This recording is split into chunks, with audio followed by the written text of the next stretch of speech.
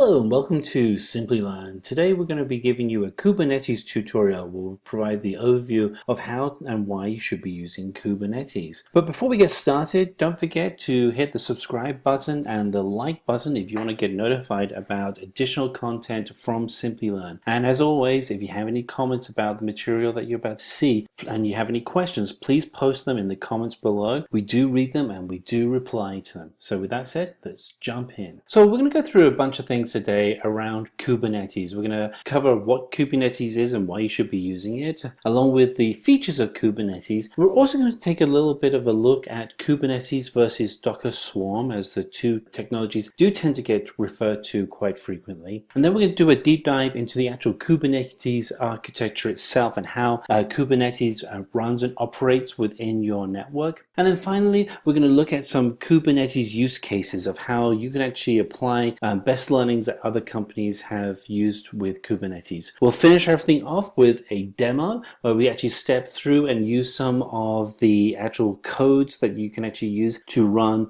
from your terminal window to actually activate Kubernetes itself. So with that said, let's jump in. So why Kubernetes? Well, Kubernetes is really being built from allowing you to be able to have a more reliable infrastructure. The tool itself is designed to manage the containers you have within your network. It's very modular in architecture, which allows it to be very easy to be able to maintain and to be able to scale and meet the demands that your current customers are offering you today. The actual ability for you to be able to deploy and update software at scale is really at the heart and center of Kubernetes. It's really one of the reasons why Kubernetes was created, was to be able to scale up the deployment of software to tens of thousands of networks and servers within a data center. And then finally, when you start working with Kubernetes, really what you're doing is laying the foundation for building cloud native applications. And part of this comes from the architecture and history of Kubernetes, which we'll get to in a little bit. But it's good to know that as you're using Kubernetes and containerized solutions, that you're really building out an infrastructure that's designed for cloud-centric solution delivery. So let's dig into what Kubernetes is. So the history of Kubernetes is that it was originally developed by Google. Google actually used the precursor to Kubernetes to manage and maintain the data structure and data infrastructure that they had within their network. They really liked it, and one of the big benefits that Google provided is that they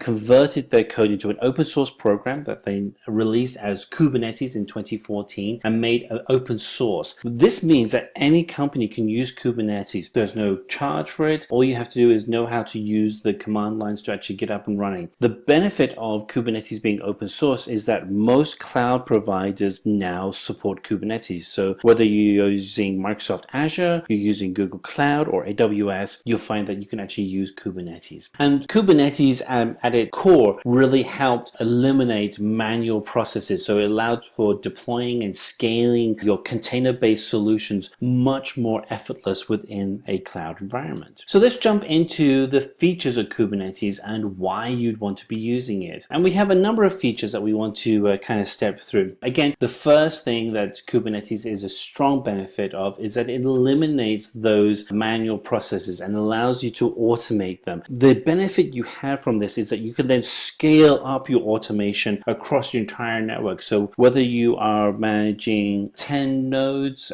within your network or whether you're managing 10,000, doesn't matter. You have the ability to scale. That's something you simply didn't have before. Kubernetes also will manage the actual containers themselves, including the security, the storage, and the networking within those containers. The great benefit of working with Kubernetes is that not only is it a cloud-centric solution, but it was really built from a core need of a secure solution. So security is at the heart and center of all the work you're doing, which really helps benefit any teams scaling out containers. Your Kubernetes environment will be constantly monitored so that when you have nodes that have your containers, the health of those nodes is being constantly communicated back to the Kubernetes environment, so that the entire environment is always being managed and checked. So if you have any additional hosting and launching that needs to be done, Kubernetes will help you automate those manual processes. If something does go wrong, you you can actually set up your Kubernetes environment to do an automatic rollback. Again, this is just allowing you to have that confidence that when you're deploying a solution that everything is going to work within that environment. And then finally, Kubernetes will allow you to mount and add the storage needed to run your apps. So whether you have storage such as a local SSD storage device physically on the hardware, or if you're connecting to storage via the cloud, Kubernetes will allow you to access the storage you need, how you're accessing it. So let's look a little bit into the differences between Kubernetes and Docker Swarm. So if we just step back a little bit, Kubernetes and Docker often get connected with each other, largely because Kubernetes manages containers, and Docker is really famous for creating the most popular container management solution, which is called Docker. If you're a developer, you're probably already using Docker today. So one of the things that Kubernetes is really, really good at is that it manages containers at scale,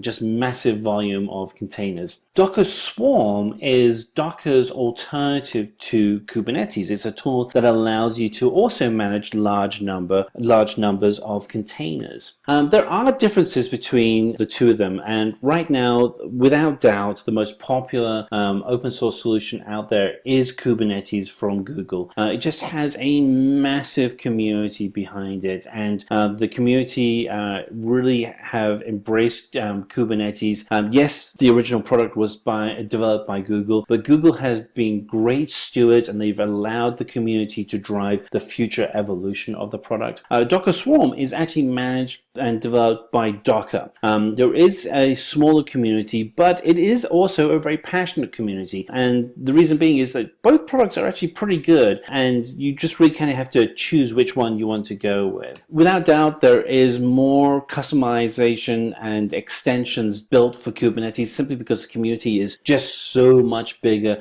than the Docker Swarm community. But with that said, Docker Swarm is really easy to set up. So if you are used to working within the Docker environment, you'll be able to set up Docker Swarm very, very quickly. Whereas Kubernetes does require some heavy lifting to get up and running. Now, with that said, if you are using Microsoft Azure or Google Cloud, very often those environments will actually set up Kubernetes for you, so you don't have to do it, and you can actually then focus on writing the instructions to maintain your Kubernetes environment. Kubernetes has extremely high fault tolerance. Again, it's because Kubernetes has been road tested. The foundation for Kubernetes is based on managing sites such as Gmail, Google.com, YouTube. I mean, just incredibly robust environment compared to Docker Swarm, which has lower fault tolerance. And this really kind of leads into the final areas where Kubernetes does guarantee strong clusters management, just a really reliable environment. Docker Swarm, however, is able to take containers and deploy them into large clusters very, very quickly. Two interesting differences is that with Kubernetes, the load balancing is still manual, and it'll be interesting to watch how Kubernetes matures that skill set. In contrast, load balancing is automatic within Docker Swarm. So let's dig into the Kubernetes architecture and just kind of expose some of those key elements. If you're interested in actually having a very deep dive into Kubernetes architecture, we have already got another video, and we should have a link in the comments that you can select that will take you to that video as well. But this will provide you an overview as well. So the way that Kubernetes runs is that it uses nodes to actually manage all the individual hardware within a specific unit. And so a node is really a physical machine in a data center or a virtual machine. And when you're setting up an environment on a cloud environment such as Microsoft Azure or Google Cloud or AWS, Kubernetes will be managing the containers within that node. So it's important to know that Kubernetes itself doesn't work with the individual nodes, but actually works with the cluster as a whole. And why that's important is that it's a tool to manage your entire environment. It's not going to come down and manage the individual node itself. It's going to manage the entire environment. The actual control of data within a cluster is very, very flexible within Kubernetes. You can have local storage, such as an SSD card or a traditional local storage, or you can actually connect to the cloud and use cloud-based storage. And the benefit that cloud-based storage offers you is that you are increasingly moving your solution into more of a hardware-free environment, cloud-based architecture, where you're not reliant on a physical piece of hardware within your data center. And why that's important is that it gives you the opportunity to scale up your solutions much more effectively. So if you need to increase the hard drive space, you can do that very easily from the cloud, whereas local hardware is a little bit harder to manage. Great news, Kubernetes gives you both options to be able to choose from. And so the next layer down is the actual management of the application, and that's within a container. And as mentioned earlier, Docker is the most popular container solution out there. And again, if you're a developer, you're probably already using Docker, as it was a natural maturity from using a virtual machine. But Kubernetes itself will actually manage the containers that you have within your nodes. And so you have a collection of containers working together, and then you pull those together into what's called a pod. And what's great is Kubernetes will actually manage the health of that pod. So if a container or a pod fails, Kubernetes will automatically deploy out a replica so your entire environment can stay running and being efficient. And so the pods themselves will actually be managed by Kubernetes. You really want to let Kubernetes do this, because it's allowing you to step away from the manual management of pods. Your environment is just going to be healthier relying on Kubernetes to do the actual management of all the pods you have out there. So you are able to allow access to, from services outside of your Kubernetes, and this is done through a process called ingress. And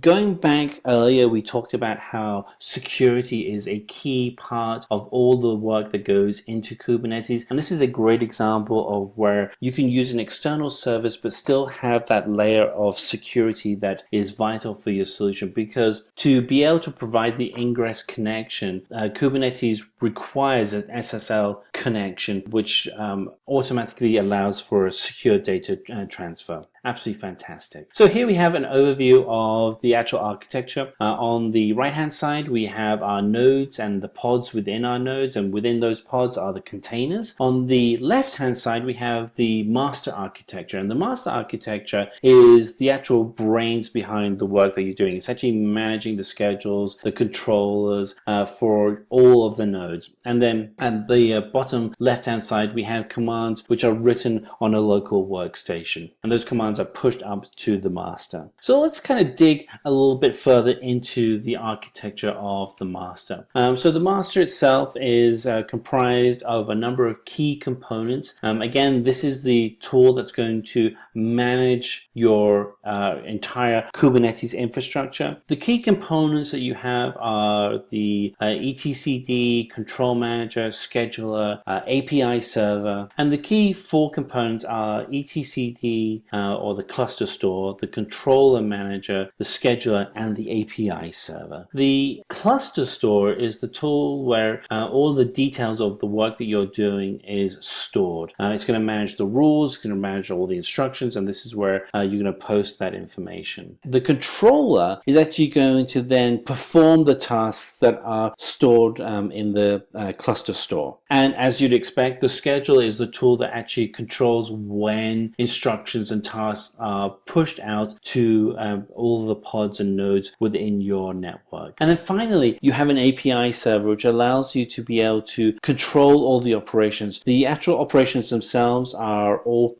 instructions written as REST instructions, which allows you to take advantage of the security that has been built into REST. And so you end up with a worker-slave architecture, and slaves are all the different nodes and pods within your network. And so a pod itself will have one or more multiple containers, and then each container and then each pod will have a Docker container, a kubelet, and a Kubernetes proxy. And these are tools to allow you to communicate back up to the master layer. So the Docker is the actual container itself, and this is going to actually run your application. And the instructions here are to pull down the correct container from the Docker images that you have within your library. The kubelet is going to manage your containers, and your container instructions that will be deployed to the kubelet are going to be written in either YAML or JSON format. YAML is just great. If you haven't had a chance to start working with YAML, I certainly encourage you to do so. It's very easy to pick up. If you know any XML, you'll pick up YAML very quickly. And finally, the Kubernetes proxy is the tool that interacts with the master environment within the Kubernetes network and allows all the instructions that are pushed to the kubelet and to Docker to be able to perform effectively. So let's have a look at some of the companies using Kubernetes. There are a lot. And if you're doing any work today in the cloud, or even if you're just starting off and doing some simple work in the cloud, there's a really good chance that you are using Kubernetes. But some of the companies that you would probably not surprised are using Kubernetes are Spotify, SAP, eBay, and of course some of the big companies out there, Google with their entire network of solutions, and Microsoft with Office and their tools. So let's take a step into now let's have a look at a Kubernetes use case. And in this example, we're going to look at the New York Times and how they used Kubernetes to solve a problem that their IT department was struggling with. So when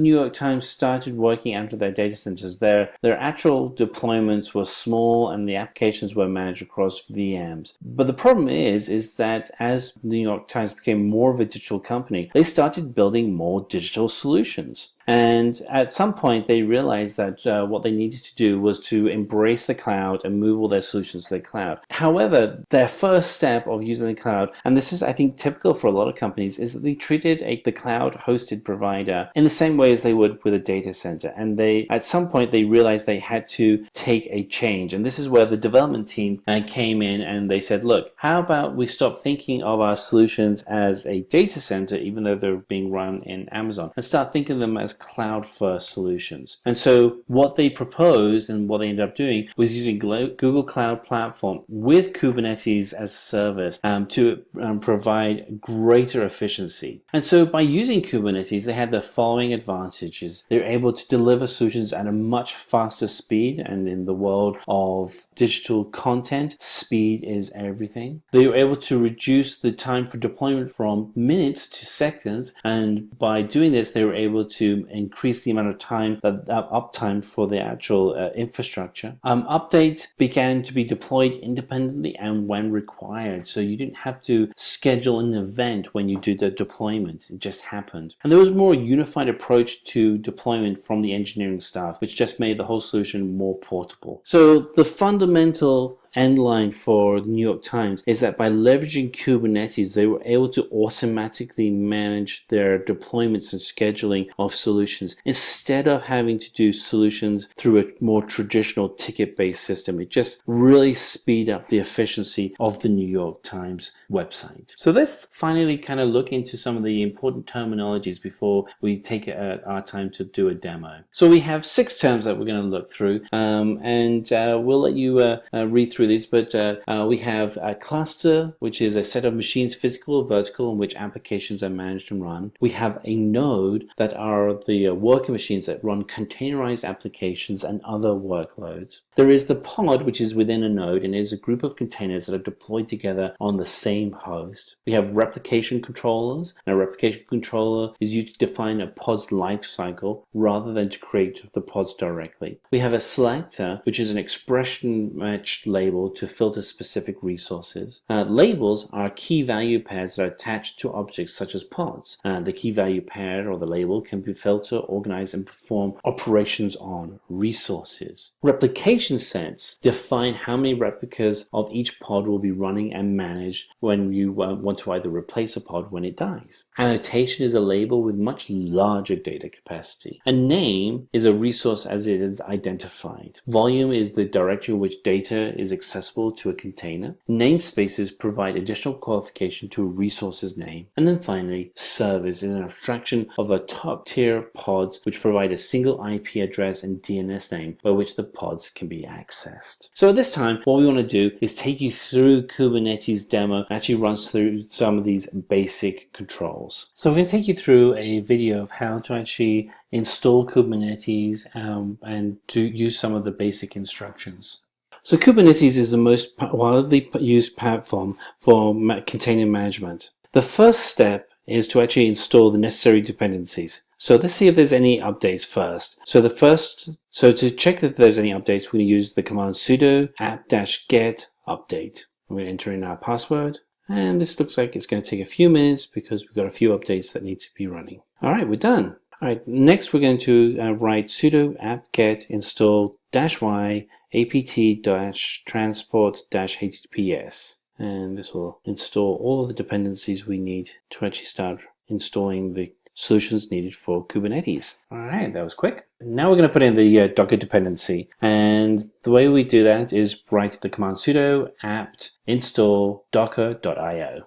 Got a typo, correct that quickly, and put in y, so for yes, and we continue. And that's going to take a while because we're going to download and install Docker off the internet, and it's quite a large installation. Now would be a good time to go get a cup of coffee because it'll take us about a minute to get this all done. Once we actually have Docker installed, we'll actually go ahead and we'll start Docker and enable Docker using our sudo commands. All right, so that's all done. So let's start to enable Docker. We're going to use sudo systemctl start Docker and sudo systemctl enable Docker. This will be quite quick. So the next step is to install all the components for Kubernetes, and we're going to install the curl command and then kubelet, kubec, and then kubeadm. We're going to install all the necessary tools. We're going to do the curl command, kubelet, kubec-c2, and kubeadm. And so let's go ahead and put in the sudo apt-get install curl. We're going to get a prompt. We can say yes for that. And then after this, we'll go ahead and install Kubernetes. So what we're going to do is we're going to actually put in the Kubernetes key. So that's going to be sudo curl-s, and then we have a long URL, which is https packages.cloudgoogle.com apt-doc apt-key.gpg sudo apt-key. There we go.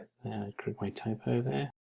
Okay, now we have to go ahead and change permissions of a folder. So we do that with sudo chmod 777 /etc /apt/sources.list.d. All right, we're good.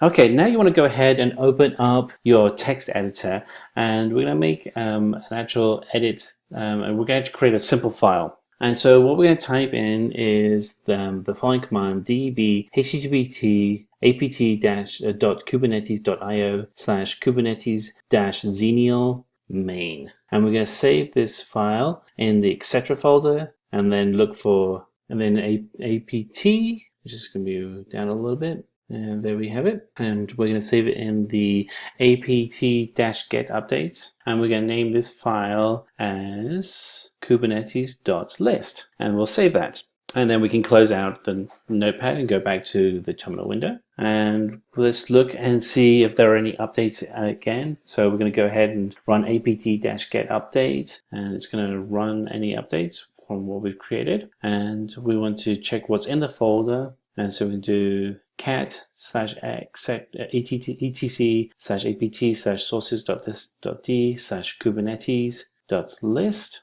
And there we are. It shows what we have in that text file. And so we're going to go ahead and we're going to install kubelet, kubec2, and kubeadm. But first, we're going to have to initialize the master. I'm going to show you an error you would get if you were to install kubelet and the other files too quickly. You get the following error. All right, so we have installed kubelet, kubeadm, kubectl, and Kubernetes CNI. And so we're going to go ahead and use sudo swap-up -a. And now we're going to initialize the master node. And we're going to do that with sudo kubeadm init. And this will take a few minutes for it to initialize. All right, so that's all done. All right, so we're going to deploy the pod to a network. And we have two commands that we're going to use. We use sudo kubectl apply, and then we have a long path we have to type out, which is -f https raw githubs content.com corios flannel master documentation kube-file.yml. what we have to do is we have to actually go ahead and deploy the nodes first. So we're going to do that by creating mkdir-p, and then we have $home-.cube. We'll create that new directory. And sudo cp-i, and then the path will be etc/kubernetes/admin.conf, and then $home/.cube/config. And then the final one will be sudo chown $open paren id-u close paren $open paren id/-g close paren $home/.cube/config. All right, now we're going to go ahead and deploy, and let's see. Oh, yeah, I think I have a typo in my command here. Yep. Oh, yeah, I did have a typo, and so I've got that incorrect now. So documentation is actually spelled with a T, not an S. And then we're going to go ahead and we're going to put in the next line, which is sudo kubectl apply -f, and then we're just going to change a little bit of the actual link here, and that runs great. And now we want to be able to see all of the pods that we have in our network, and so we're going to do that by writing the command sudo kubectl get pods -all -namespaces. And it should list all of our pods. We only have one. There we are. There's all of our content. Now we're going to, so there's only one node, so let's see what we have here. So we're going to use the command sudo kubectl get nodes. There we are, just one node. So our final step is to actually go ahead and deploy a service. And so what we're going to go ahead is deploy the nginx service. And we're going to do that with the command sudo kubectl run --image equals nginx. And we're going to put this into port 80. So it's going to be nginx-app --port equals 80 --environment env equals open quotes domain equals cluster close quotes. And we're going to write one more command, which is sudo kubectl expose deployment nginx-app --port equals 80 --name equals nginx-http. And once we've done this, we'll be able to then run the command to actually see our services. And there'll be quite a few of them. And our final command is sudo docker ps-a. And we have quite a lot of lists, quite a lot of services listed. So there you are. That's the instructions on how to get Docker up and running, and with some basic commands. It's worth going through a few times to get right, but once you actually have the Kubernetes environment up and running, managing your Docker environment and containers, it's extremely powerful. Thank you for taking the time to better understand Kubernetes. We hope that you are getting value out of this information. If you like this video, don't forget to hit the subscribe button and the notification bell. If you have any questions about the Kubernetes infrastructure you're implementing and you don't know where to get the answer from, post the question below and we'll have one of our technicians look at it and reply to you. Good luck with your infrastructure on Kubernetes.